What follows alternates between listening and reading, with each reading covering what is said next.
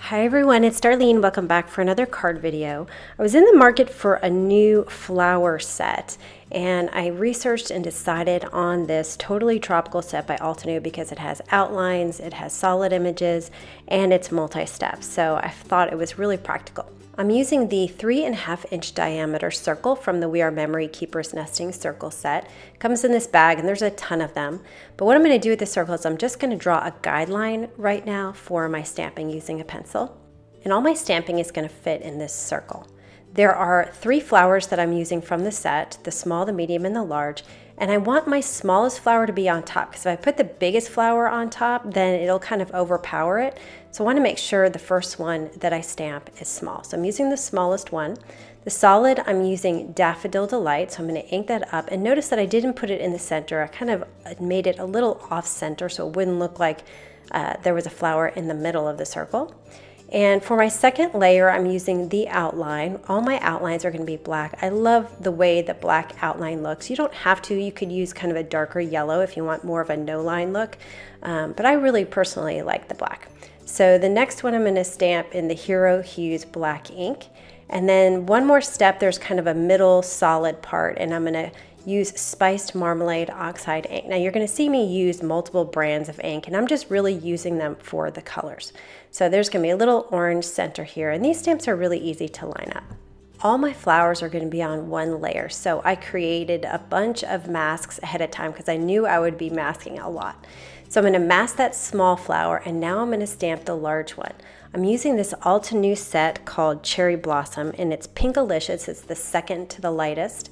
And I'm going to stamp my solid in this one.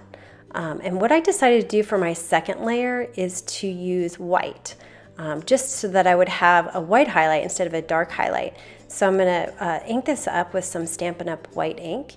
And all of my white ones I stamped twice. And I just think because it just gives it a little bit more of a contrast. So I'm going to stamp it again here so you can see how it makes a difference with that second layer. It looks really pretty with the white on the color.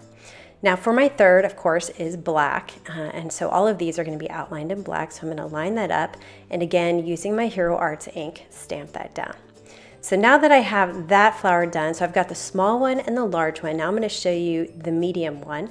This is also going to be pink, and I'm just sort of figuring out where I'm going to place it, and I want all of these to sort of be in a triangle shape, and I'll kind of show that to you as we move along. So I'm going to use that same first color, the Pinkalicious, and that's going to be my solid, and I stamped that one twice to have it a little bit darker. And then my outline again is going to be in the Hero Arts black ink. And then there's that same, it's the same stamp that I used on the yellow flower, and I'm going to use Wilted Violet for that center part. And then there is one more stamp that I'm using for this one. It's kind of like a bunch of lines spiraling out. And I thought it would be fun to add kind of a white highlight here. So when I stamp it once, you can't really see it that well, but when I stamp it again, it really makes this flower pop. And I don't know how they came up with this cool kind of multi-line image, but it really adds a lot of interest to this flower. Now I'm just going to stamp these same 3 flowers in different areas. So I'm going to do the large one underneath that original yellow again. And I'm going to add a third flower so that it creates a triangle, and the triangles make it very visually appealing for the images. I masked that third flower so that I could stamp a yellow one to appear behind it. And then I stamped a medium pink one behind it on the other side. I knew this would happen with all of this stamping and masking, but here I forgot to mask that middle pink flower. And I stamped my Daffodil Delight, but I'm like, you know what? Okay, I'm just moving on and hopefully it won't be noticeable. So I masked it and then continued on with the rest of the steps of that stamp. All right, looking at what I have right now, I have 3 large flowers in a triangle, 3 yellow, and now I need to add one more pink one in that triangle formation in the upper right-hand corner. Now I could stop here, but it kind of bothered me that I needed a little bit more yellow in the bottom area. It kind of looked a little top right heavy. So I'm gonna flip this over so that I could fit my stamp into the Misty. I'm gonna put one right there in the corner. I'm happy with that, so my flowers are finished. I'm gonna start working on the leaves, which are just gonna fill all the white areas.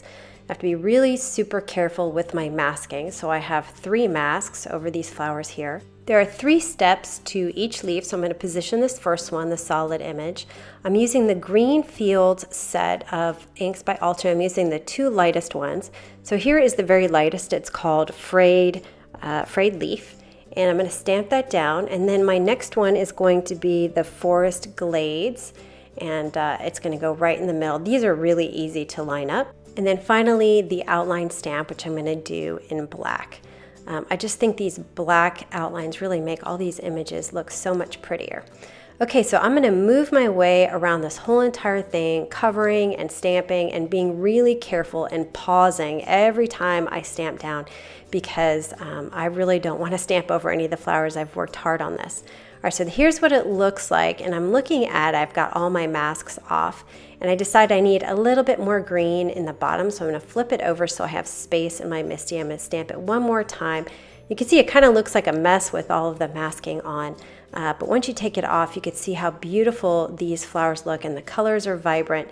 And now I'm going to add some detail. You could skip this step if you want, but I like to add detail. So I'm going to use my Micron 03 black pen and my white gel pen. And I'm sorry I'm a little bit close here, but you can still see what I'm doing. So I'm taking my gel pen and I'm going to add some solid white to the very center of my small and medium flowers. I'm going to be careful not to color over the black outline anywhere, so I'm just coloring in between the black outline on all of these smaller flowers.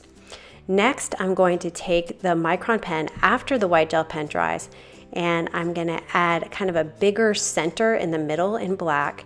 And then where there are those double lines in the petals, I'm going to draw dots right next to that double line coming out from the center until the double line ends. And I'm going up and down really carefully with my Micron pen, which is a great pen, by the way. I have 3 of them, 01, 03, and 05. And they're great for Zentangling, and they don't run. They're just awesome. Okay, so that's all I'm going to do for the small and medium. For the larger flowers, similarly, I'm going to take my white gel pen and I'm going to color from the center outward just a little bit, just to give a little bit of a white highlight at the bottom. And with these, I'm kind of flicking upward a little bit, just to make it look more like veins of the flower. And then I'm going to use that same flicking motion in the middle of the flower. And this is a little scary, but it's between the light area and the dark area. And this is going to add just a little bit more fun and interesting texture to the flower. And I want my lines to be random. So some are long, some are short. And use kind of a similar flicking motion that you would with a Copic marker when you're blending. So I'm going to kind of flick upward in various like random lines across the whole entire flower.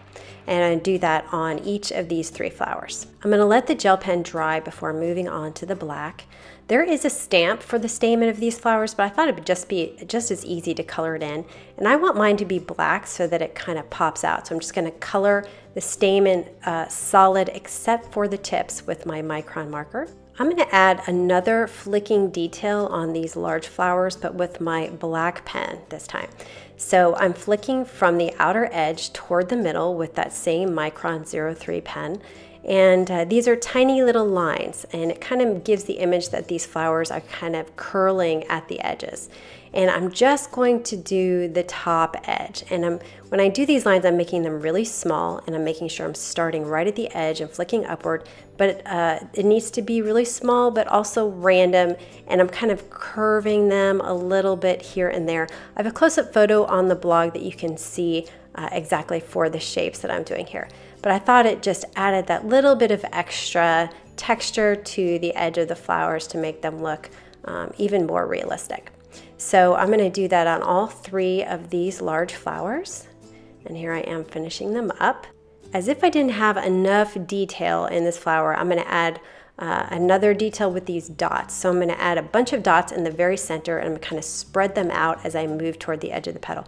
I'm not going up very far, just kind of a little bit past that white area that I colored with the gel pen. And so I think this adds even more interest to these flowers. Next, I'm going to take my So Saffron marker, and I promise this is going to be the last detail that I do. And this is actually, I'm not sure if I totally like this, but I wanted to add a little bit of yellow, so I'm just adding a little bit of this to the very center. It kind of gets all mushed up with the black and the white and everything else, so I'm not sure you really even need to do that. Okay, so for the leaves I have to do something, and so I'm adding little dots up the middle on both sides of the stem. And I just went around and did this quickly on all of the leaves.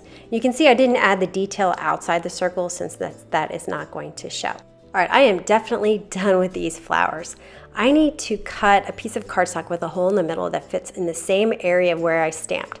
So I put my die cutting side up exactly where my pencil line was, where I drew that circle at the beginning. Then I'm going to take my blank piece of cardstock and line it up exactly on top of my flower panel.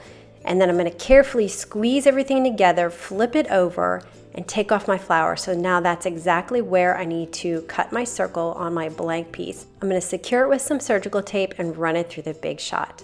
Now I am going to trim off 1/8 of an inch on all sides of this flower panel because I don't want it to show. I'm going to pop it up, so I don't want to see the flowers that I stamped on the edge. So that's why I trimmed it a little bit. Now I'm going to cover this circle panel with some Scotch foam tape. I'm going to erase my circle, but I'm going to leave just a little hint of a line here and there so I know where to place my circle. And then I just put it right on top. And then I'm going to take my sentiment from the set, stamp it with some Versamark ink, put some white embossing powder on, and then heat it. I'm gonna make a banner out of it, so I trimmed it out and I drew a little kind of pencil dot in the middle of this strip. And so I'm gonna cut from the middle to the dot, then from each edge to the dot, and this is gonna give me my banner.